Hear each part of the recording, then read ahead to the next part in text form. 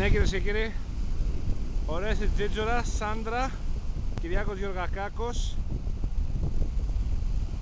Τους πλησιάζει το κύμα και πρώτος τερματίζει ο Κυριάκος.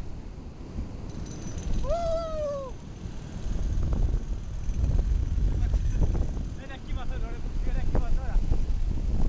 Ένα κύμα σου παρακαλώ ρε Θεέ. Αν μ' αγαπάς δώσε ένα κύμα καλό. Κάτσε!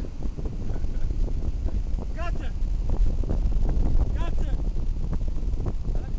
Έλα γύρω γύρω, μην τρέπεσαι. Έλα σήκω στη φούστα και παίρνα.